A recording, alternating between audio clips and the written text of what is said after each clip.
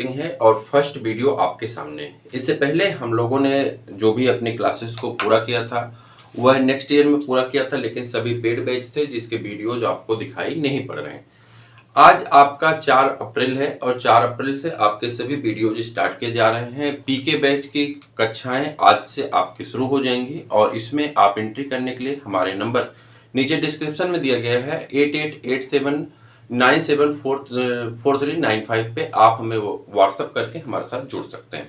ठीक है, अब आप यहाँ पे हम लोग बैच स्टार्ट करने चल रहे हैं। बैच में हमने आपको सिलेबस डिस्कशन के दौरान सारी चीजों को बता दिया था कि हमारे सिलेबस कैसे कैसे हैं। जो फर्स्ट चैप्टर आपका रखा गया है एनसीईआरटी 2022-23 की जो एनसीईआरटी आई है उस एनसीईआरटी में इस चैप्टर को रिमूव कर दिया गया है। दैट मीन्स कि यह चैप्टर अब आपके कोर्स के अंतर्गत नहीं आने वाला है। ठीक है, अब आपका जो चैप्टर फर्स्ट बनेगा वह चैप्टर है पुष्पी पादपों में लैंगिक जनन। जिसके पास पुरानी एनसीईआरटी होगी उस पुरानी एनसीईआरटी में यह दूसरा चैप्टर है, लेकिन नई एनसीईआरटी जो 2022-23 का एडिशन आया है उस एडिशन में फर्स्ट चैप्टर को रिमूव कर दिया गया है। यहां तक किसी को कोई डाउट नहीं होना चाहिए। अब हम लोग स्टार्ट करते हैं। जो हमारा पहला चैप्टर बनता है 2023-24 के कोर्स के हिसाब से, उसका नाम है पुष्पी पादपों में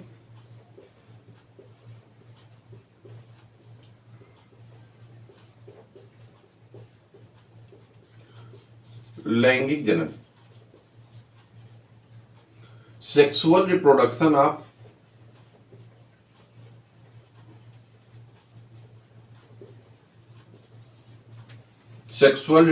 of flowering plant, sexual reproduction of flowering plants. जब हम लोग क्लास 11th में थे तो क्लास 11th के चैप्टर नंबर 3 में हमें बताया गया था पादप जगत के बारे में, यानी प्लांट किंगडम के बारे में हम लोग डिस्कस किए थे। तो वहां पे किंगडम प्लांटी को डिवाइड किया गया था 5 डिवीजन में। डिवीजन आपको याद होगा, डिवीजन पहला था जिसे हम लोग थैलोफाइटा कहते थे। डिवीजन दूसरा था जिसको ब्रायोफाइटा कहा जाता था। डिवीजन तीसरा जो था उसे हम लोग टेरिडोफाइटा कहते थे। और डिवीजन 4 जो हुआ करता था उसका नाम था जिम्नोस्पर्म। और डिवीजन 5 जो था उसका नाम था एंजियोस्पर्म। ये बात हम आपको क्यों बता रहे हैं, इसके पीछे की लॉजिक है।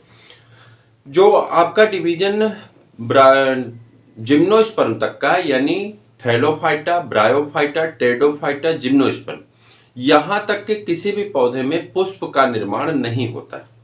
यानी जो एक अकेला डिवीजन है, जिस डिवीजन का नाम है डिवीजन एंजियोस्पर्म, जिन्हें आप कहते हैं डिवीजन एंजियोस्पर्म में ही फ्लावरिंग प्लांट कहते हैं, या यहीं पे पुष्प का निर्माण होता है। ठीक है, यानी एंजियोस्पर्म जैसे आप पहुंचेंगे यहां पे पुष्प का निर्माण होने लगता है। इसके पहले पुष्प का निर्माण नहीं होता। एक बार रिकॉल करते हैं, थैलोफाइटा में आपने पढ़े थे कि रूट, स्टेम, लीफ एब्सेंट होते हैं, यानी तीनों नहीं पाए जाते। जड़, तना, पत्ती तीनों नहीं पाए जाते हैं। जब ब्रायोफाइटा की बात आई तो इसे पादप जगत का उभयचर कहा जाता है। और आपने पढ़ा था कि यह जमीन पे उगता है लेकिन जनन करने के लिए कहाँ जाता है, जल में जाता है। उसके बाद टेरिडोफाइटा की बात आ गई थी, यहाँ पे लकड़ी का निर्माण होने लगता था, वास्कुलर बंडल पाए जाते थे। जिम्नोस्पर्म में नेकेड सीड बनते थे, बीज तो बनने लगा था लेकिन फ्लावर नहीं आए थे। यानी एक चीज क्लियर हो गया कि पुष्प का निर्माण जो होगा वो कहाँ होगा, तो पुष्पी पादप किसे कहते हैं, तो आप कहेंगे पुष्पी पादप एंजियोस्पर्म को कहा जाता है। किसको कहते हैं, एंजियोस्पर्म को क्या कहते हैं, फ्लावरिंग प्लांट या पुष्पी पादप के रूप में जाना जाता है। ये पहली पॉइंट आपके पुष्पी पादप कहा जाता है, आप लिख लीजिए। ये पहली पॉइंट आपके नोट्स की पहली पॉइंट हो गई। नोट्स तो आपको प्रिंटेड दिए जाएंगे, लेकिन आप चाहें तो इस नोट्स को भी अपनी रफ कॉपी पे नोट करते चलिए। इससे क्या होगा कि आपका रिवीजन होता जाएगा। जो भी चीजें यहाँ पे लिखी जा रही है बहुत इजीली हम चलेंगे और बहुत बेसिक जानकारी से लेकर के एडवांस तक आपको बताया जाएगा। आप खुद समझ पाएंगे कि कैसे आप चीजों को सीख पा रहे हैं। नंबर 2 की बात करें, जो पुष्पी पादप हैं इन्हें 2 भागों में बांट दिया गया था। एक मोनोकाटिलिडनी और दूसरा जो था उसे कहते थे डाइकाटिलिडनी। यानी ऐसे पौधे जिसमें बीज का निर्माण एक ही होता है, यानी एक ही कार्टिलिडन बनते हैं, दलपुंज एक ही बनते हैं, उसे मोनोकार्टिलिडन कहते हैं। और जिसमें 2 बनते हैं उसे डाइकार्टिलिडन कहते हैं। ठीक, इसके अलावा हम लोग चैप्टर नंबर 5 क्लास 11th के चैप्टर नंबर 5 को जब पढ़ रहे थे तो वहां पे हमें जड़, तना, पत्ती और पुष्प के बारे में पढ़ाया गया था। ठीक है, तो आप जब देखेंगे अपने बुक को देखेंगे तो वहां पे पुष्प के भाग बारे में एनसीईआरटी में आप सभी लोग एनसीईआरटी परचेज कर लीजिए मार्केट से। एनसीईआरटी बहुत जरूरी है। तो एनसीईआरटी में जब पहला पैरा आप पढ़ेंगे तो वहां पे रखा गया है, एनसीईआरटी में लिखा गया है कि पुष्प जो है हमारे पुराने रीति रिवाजों के हिसाब से पुष्प हमारे लिए बहुत उपयोगी है। जैसे कि इसका सामाजिक वैल्यू है, इसका धार्मिक वैल्यू है, इसका जो है आध्यात्मिक वैल्यू है, और इतना ही नहीं है, ये हमारे सुख, दुख, प्रेम, घृणा, नफरत इत्यादि को भी दर्शाने के लिए पुष्प का उपयोग मानव करता आया है और आगे भी करता रहेगा। ऐसी सारी चीजें हमें पहले पैरा में लिख करके बताई गई हैं। इसका अर्थ यह है कि पुष्प हमारे लिए बहुत उपयोगी है, परंतु हम लोग जीव वैज्ञानिक हैं तो हमें बार बार पुष्प को एक ही बात बतानी है, ना कि हम साहित्य वाले हैं। तो फूल को, पुष्प को हमें एक ही चीज बताना है कि पुष्प जो है पादप का लैंगिक अंग होता है। तो दूसरी पॉइंट आपकी होगी कि जो पुष्प होते हैं, पुष्प पादप के लैंगिक अंग होते हैं। पुष्प पादप के लैंगिक अंग होते हैं। ठीक है, आपकी एनसीईआरटी ने ये लिख तो रखा है कि पुष्प क्या होता है, पुष्प कैसे होता है, लेकिन पुष्प वहां पे मेन जो आपका आंसर बनेगा वो यही बनेगा, पुष्प पादप के क्या होते हैं, लैंगिक अंग होते हैं। इस बात को आप याद रखिएगा। ठीक है, अब एक चीज और याद रखिए, दो अवस्था होती है पौधे में। एक अवस्था को हम कहते हैं स्पोरोफाइट और दूसरी अवस्था होती है जिसका नाम होता है युग्मकोद्भिद यानी गैमीटोफाइट। दो अवस्थाओं को पढ़ते हैं। पहली अवस्था है जिसका नाम है स्पोरोफाइट। स्पोरोफाइट को कहते हैं बीजाणु उद्भिद। ठीक है, तो एक अवस्था है जिसका नाम है बीजाणु उद्भिद। इसका मतलब क्या होता है, इसे कहते हैं स्पोरोफाइट। स्पोरोफाइट इसमें गुणसूत्र जो होते हैं, पादप में गुणसूत्र की अवस्था जो होती है वो कितनी होती है, डिप्लॉयड होती है। यानी डिप्लॉयड को हम लोग 2l लिखते हैं और यहां पर लिख सकते हैं दुगुणित होती। कैसे होती है, दुगुणित होती है। इंग्लिश में इसी को कहते हैं डिप्लॉयड होती। क्या होती है, डिप्लॉयड होती। इसका मतलब है कि शरीर में गुणसूत्र के प्रत्येक सेल के में जो केंद्रक होते हैं, केंद्रक में गुणसूत्र की संख्या कितनी होती, 2n होती, यानी दोहरी संख्या होती। n मतलब नंबर है। इस कारण इसे दुगुणित पीढ़ी भी कहा जाता है, या दुगुणित अवस्था, या क्या कहते हैं, डिप्लॉयड स्टेज के नाम से भी जाना जाता है। ठीक है, दूसरी अवस्था होती, ये होता है शरीर में, यानी जड़, तना, पत्ती जो होगी वो इस तरह की अवस्था होती। दूसरी अवस्था होती जिसे हम लोग क्या कहते हैं, युग्मकोद्भिद अवस्था। तो दूसरी अवस्था का नाम है युग्मकोद्भिद। युग्मकोद्भिद अवस्था, इसे कहते हैं गैमीटोफाइट। गैमीटोफाइट। और इस गैमीटोफाइट में क्या होता है, जो गुणसूत्र होते हैं, सबको गुणसूत्र के बारे में बताया क्या होगा, क्लास 11th में आपने पढ़ा होगा। गुणसूत्र कैसे होते हैं, यन हो जाते हैं, यानी अगुणित कहा जाता है। और इससे क्या बनता है, हम लोग प्लांट की बात कर रहे हैं, इसे हैप्लॉइड कहते हैं। हिंदी में, इंग्लिश में क्या कहते हैं, हैप्लॉइड कहा जाता है। हम लोग पादप पढ़ रहे हैं। पादप में जड़, तना, पत्ती कैसे होती है, डिप्लॉयड होती है, लेकिन परागकण और अंडाणु ये कैसे होते हैं, तो ये होते हैं आपके हैप्लॉइड होते हैं। परागकण और अंडाणु कैसे होते हैं, हैप्लॉइड होते हैं। ये चीजें आपको बता दी गई। ये दोनों अवस्थाएं एक ही जीवन में पाई जाती हैं।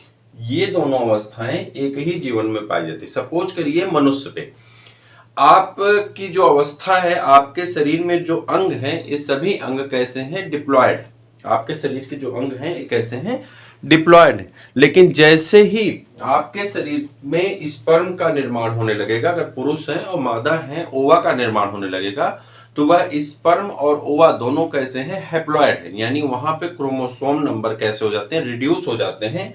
ऐसा क्यों होता है, क्योंकि यहाँ पे जो हमारा स्पोरोफाइट अवस्था होती है उसमें हो जाता अर्धसूत्री विभाजन। यानी 2n स्टेज में, 2n अवस्था में क्या हो जाता है, अवस्था में हो जाता है अर्धसूत्री विभाजन। और अर्धसूत्री विभाजन जिसे हम लोग क्या कहते हैं, मियासिस कहते हैं। मियासिस होने के कारण अवस्था कौन सी आ जाती है, यन अवस्था का निर्माण हो जाता है। क्लियर हो गया? इतनी बातें क्लियर करिए। जो पुष्पीय पादप होते हैं उसे हम लोग एंजियोस्पर्म कहते हैं। एंजियोस्पर्म पादप वर्ग का एक डिवीजन है। इसके पहले के जितने डिवीजन होते हैं उसमें पुष्प का निर्माण नहीं होता है। पुष्प पादप के लैंगिक अंग के रूप में जाने जाते हैं। हमसे जितनी बार पूछा जाएगा हम उतनी बार इन्हीं बातों को बताएंगे। हम कभी इस बात को नहीं बताएंगे पुष्प की सामाजिक वैल्यू क्या है, धार्मिक वैल्यू क्या है, और उसकी मतलब आस्था की वैल्यू क्या है, या उसका प्रेम, नफरत, घृणा, ये सारी चीजों पे हमें चर्चा नहीं करना। हालांकि पहले पैरा में लिखा गया है, लेकिन हमें जो बताना है वो बताना है कि लैंगिक अंग के रूप में जाना जाता है, और यही आपको बताना है जब भी आपके एग्जाम में पूछा जाए। उसके बाद आपसे पूछा जाता है बीजाणु उद्भिद यानी स्पोरोफाइट अवस्था कैसे होती है, तो आप कहेंगे दुगुड़ित होती है। अब ये सब एग्जाम एमसीक्यू बेस्ड क्वेश्चन के लिए बहुत इंपॉर्टेंट है। गैमेटोफाइट अवस्था यानी युग्मकोद्भिद अवस्था कैसी होती है, तो युग्मकोद्भिद अवस्था आपकी अगुणित होती है। और अगुणित अवस्था से ही अर्धसूत्री विभाजन होने, दुगुणित अवस्था में ही अर्धसूत्री विभाजन होने से अगुणित अवस्था का निर्माण होता है। एक ही शरीर में इन दोनों अवस्थाओं का उम्र के साथ बदलाव होता रहता है, इसीलिए इसे कहते हैं अल्टरनेशन ऑफ जनरेशन, यानी पीढ़ी एकांतरण कहा जाता है। ठीक है, पीढ़ी एकांतरण कहते हैं। पीढ़ी एकांतरण क्या होता है, आपसे पूछा जाएगा पीढ़ी एकांतरण, तो आप कहेंगे पीढ़ी एकांतरण का मतलब होता है कि एक ही जीवन में कौन सी अवस्था, 2n अवस्था,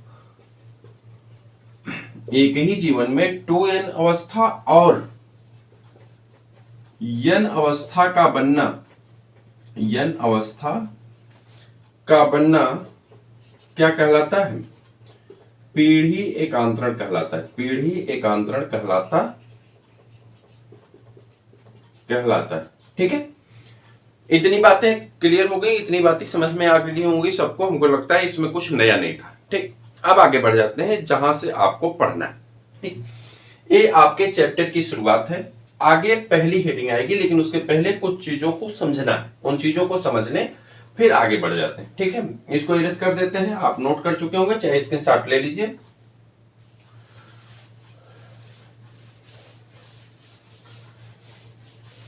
अब आपके पास नंबर 2 टॉपिक आती है, लेकिन उसे पढ़ने से पहले कुछ चीजों को हमें समझना है। हमने तो अभी पुष्प के बारे में पढ़ा, पादप को जानते ही हैं पहले से। अब बात आती है लैंगिक जनन। लैंगिक जनन 3 अवस्थाओं से होकर के गुजरता है। तो यहां पे एक पॉइंट हम लिखते हैं, लैंगिक जनन। लैंगिक जनन, लैंगिक जनन में क्या होता है कि लैंगिक जनन ऐसे जनन को कहते हैं जिसमें 2 जनकों की आवश्यकता होती है। इसमें 2 जनक चाहिए, 2 जनक, और दोनों जनक कैसे होने चाहिए, विपरीत होने चाहिए। यानी नर और मादा 2 जनक की आवश्यकता होती, 2 जनक की आवश्यकता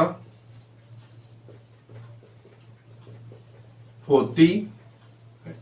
लैंगिक जनन में कितने जनक की आवश्यकता होती है, 2 जनक की आवश्यकता होती है। इतना ही नहीं, इसमें युग्मक बनते हैं। इसमें क्या बनते हैं, युग्मक बनते हैं।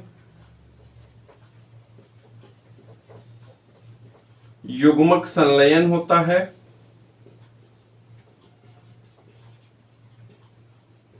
युग्मक संलयन होता है। और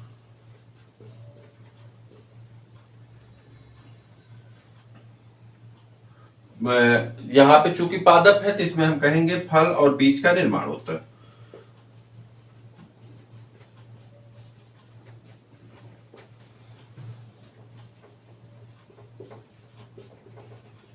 फल और बीज का निर्माण होता है। चलिए, इसके अलावा आपको पढ़ना है लैंगिक जनन की अवस्थाएं। लैंगिक जनन की अवस्था। लैंगिक जनन मुख्यतः 3 अवस्थाओं से होकर के गुजरता है। कौन कौन, पहले इसको देख लेते हैं। कह रहा है कि लैंगिक जनन में दो जनक मतलब मम्मी पापा, 2 जनक होने चाहिए, लेकिन एक विपरीत होना चाहिए, यानी एक स्त्रीलिंग होना चाहिए, एक पुल्लिंग होना चाहिए की आवश्यकता होती है, जिससे युग्मक बनते हैं। युग्मक मतलब वही हैप्लॉइड सेल का निर्माण होता है, ठीक है, हैप्लॉइड सेल का। और यहाँ पे एक हैप्लॉइड सेल नर का और एक हैप्लॉइड सेल मादा का मिलकर के क्या करते हैं, युग्मक संलयन करते हैं, जिसे जाइगोट कहते हैं। क्या कहते हैं, जाइगोट का निर्माण होता है।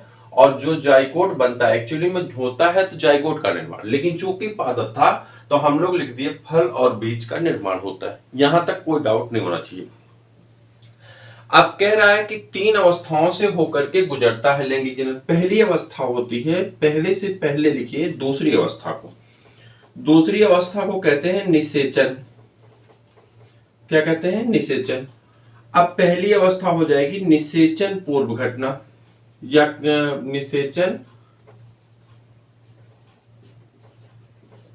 निषेचन पूर्व घटना। और दूसरी अवस्था होगी निषेचन। और तीसरी अवस्था का नाम हो जाता है, बताइए तीसरी अवस्था का क्या नाम होता है, निषेचन पश्चात घटना। आपके कोर्स में इन तीनों को पढ़ना है, निषेचन पश्चात घटना, ठीक।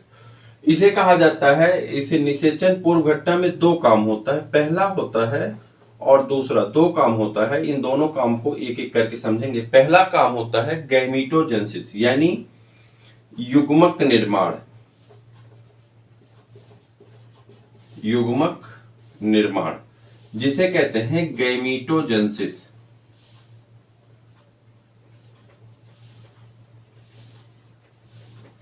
और दूसरा होता है युग्मक स्थानांतरण।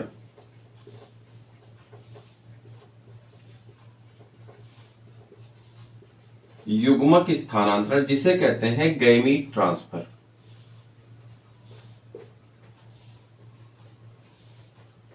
Gamete transfer. उसके बाद इसे कहते हैं pre fertilization event. Pre fertilisation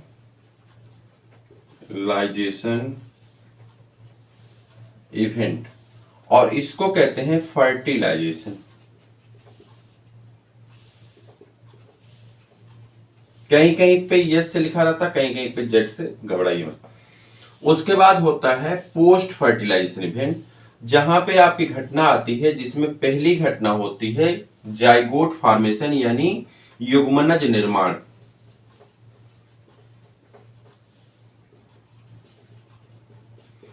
युग्मनज निर्माण जिसे कहते हैं जाइगोट फॉर्मेशन।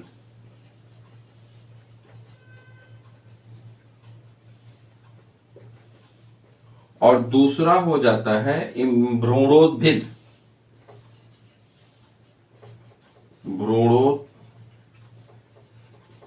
भ्रूणोद्भिद जिसे कहते हैं एम्ब्रियोजेनेसिस।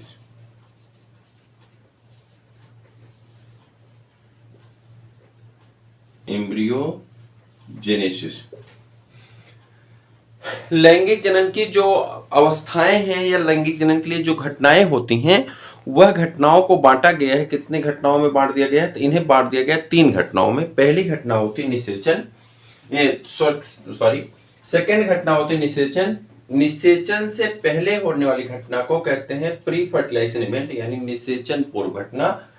फिर उसके बाद घटना होती है निषेचन की, और फिर उसके बाद आ जाता है निषेचन पश्चात घटना। तो यहां लिख देते हैं post fertilization event. Post fertilization event, ठीक है। अब निषेचन पूर्व घटना क्या होगी, निषेचन पूर्व घटना में होगा कि जो सोमैटिक सेल है उसमें कुछ न कुछ हार्मोनल परिवर्तन होंगे और कुछ न कुछ मॉर्फोलॉजिकल परिवर्तन होंगे।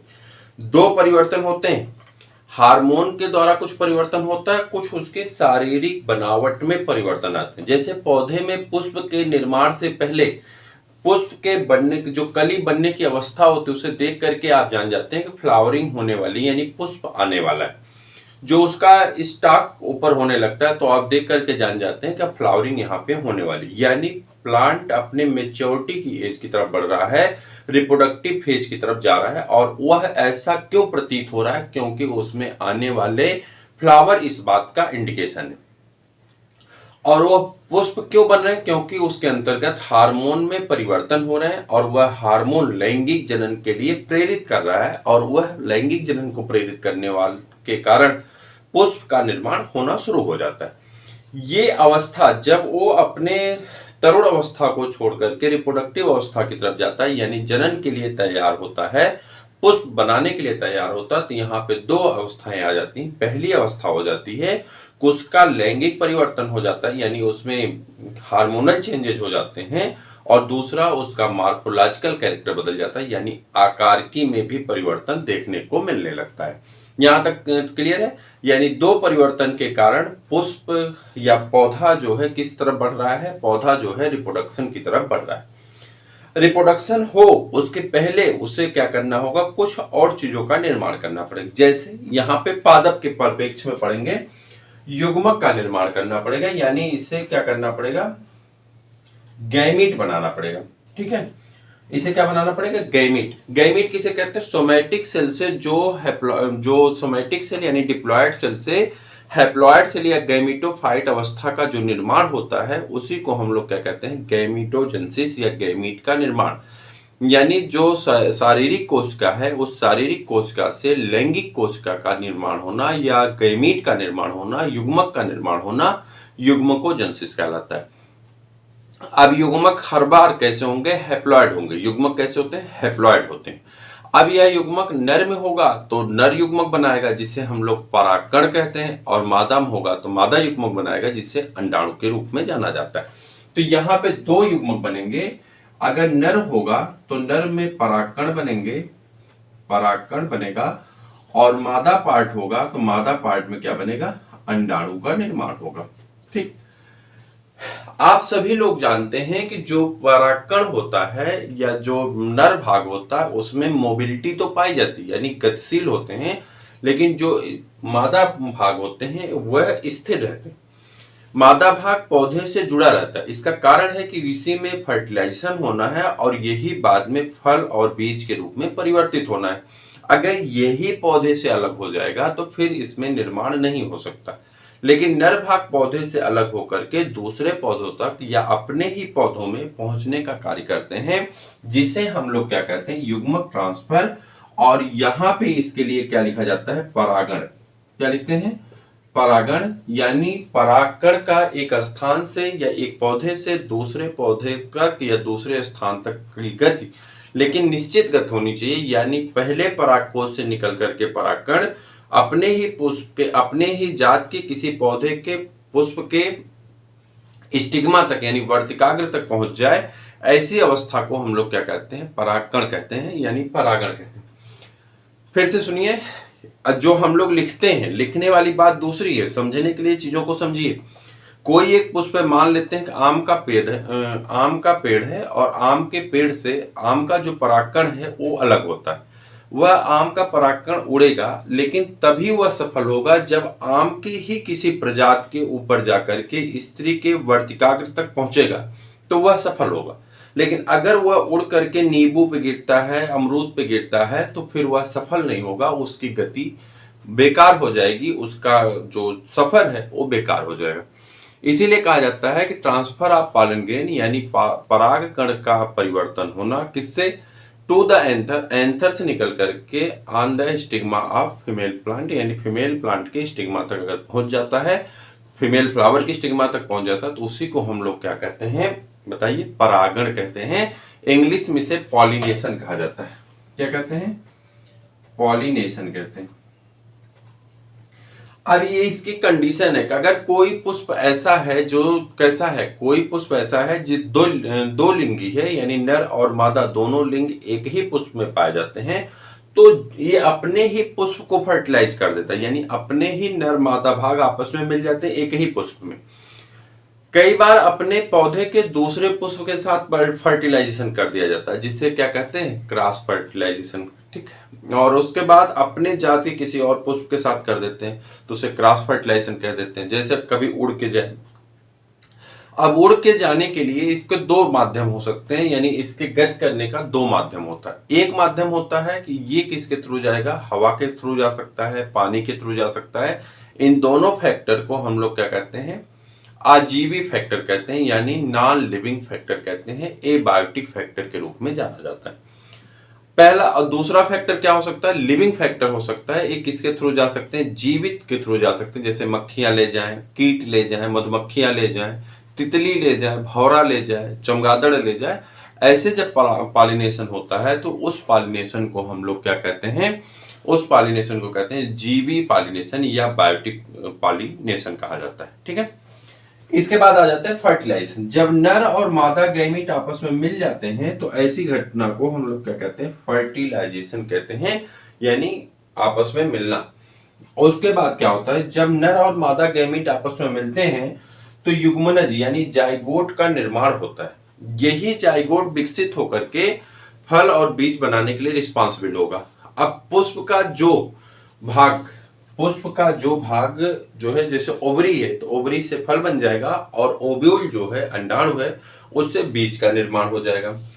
फिर जैसे जाइगोट बनेगा उस जाइगोट में बार बार डिवीजन होगा, समसूत्री विभाजन होता है, और समसूत्री विभाजन होने के कारण ये बार बार परिवर्तित होकर के किस रूप में आ जाएंगे, एम्ब्रियो का निर्माण कर लेते हैं। और यही एम्ब्रियो का निर्माण होकर के हमारा पुष्प जो फूल था वो बीज और फल के निर्माण की तरफ बढ़ जाता है।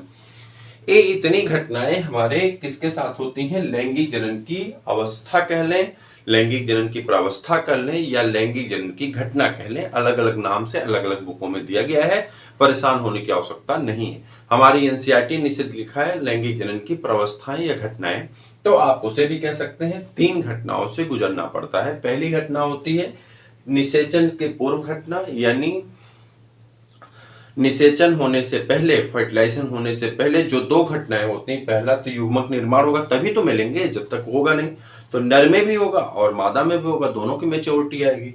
नर में होगा तो से परागकण बनेंगे, और मादा में होगा तो अंडाणु का निर्माण होगा। उसके बाद युग्मक का ट्रांसफर होगा, युग्मक एक स्थान से बनकर के दूसरे स्थान तक गति करेंगे। और इसमें गति कौन करता है, इसमें गति करता है सिर्फ मेल पार्ट, यानी परागकण की गति होती। परागकण की गति करना क्या कहलाता है, परागण कहलाता है। यह परागण 2 लोगों की सहायता से हो सकता है, या तो एबायोटिक फैक्टर के द्वारा या तो बायोटिक फैक्टर के द्वारा। अगर किसे हवा पानी के द्वारा जाता है तो उसे कहते हैं एबायोटिक फैक्टर। अगर यही गति किसके द्वारा होती है, ये गति होती है किसी जीवित प्राणी के द्वारा, तो उसे क्या कह देते हैं, बायोटिक फैक्टर कह देते हैं। फिर युग्मक आपस में मिल जाते हैं, जब मिल जाते हैं तो उसे हम लोग कहते हैं फर्टिलाइजेशन। मिलने के बाद जो उनका रिजल्ट आता है, जाइगोट का निर्माण होता है, और यही जाइगोट बाद में किसका निर्माण कर देते हैं, ये जाइगोट निर्माण कर देते हैं एम्ब्रियो का, और वही एम्ब्रियो डेवलप होकर के फ्रूट और सीड का निर्माण कर देते हैं। तो इतनी सी बातें आपको कैसी लगी, समझ में आया कि नहीं आया? कुछ चीजें आपको टफ लगी होंगी, कुछ चीजें इजी लगी होंगी, कुछ चीजें आपको बेस से जोड़ने का कार्य किया गया है, तो इन्हें आप आसानी से पढ़ें, समझें। कैसा लगा कमेंट करके जरूर बताइएगा, अपने मित्रों तक शेयर करिएगा। यह वीडियो आपको पूरे साल मिलते रहेंगे। आपको ये आज 4 अप्रैल है, हम बता दें कि जो वीडियो जिस डेट में रिकॉर्ड होगा उसी डेट में आपको दिया जाएगा। आप चैनल से जुड़ेंगे तो आपको सारी चीजें मिल जाएंगी। 30 नवंबर तक आपका कोर्स फिनिश हो जाएगा, फिर उसके बाद रिवीजन होगा। रिवीजन में इतना बेसिक ग्राउंड से हम लोग नहीं चलेंगे, इसलिए आप बेसिक ग्राउंड को सीखते हुए चलें। रिवीजन के टाइम पे बस फोकस ऑन क्वेश्चन होगा, जितने क्वेश्चन आपके होंगे उसी पे। नीचे कमेंट बॉक्स में आपके नंबर दिए गए हैं, वहां से आप हमें व्हाट्सअप करके हमारे साथ जुड़ सकते हैं। नोट्स आपको ऑनलाइन दिए जाएंगे, यानी आपको प्रिंटेड नोट्स दिए जाएंगे। ये नोट्स आप लिखना चाहें तो लिख सकते हैं, रफ कॉपी पे लिखते रहिए, रिवीजन भी होता रहेगा। अपने मित्रों को भी शेयर करिए। फिर मिलते हैं किसी और वीडियो में, तब तक के लिए इजाजत दीजिए। जय।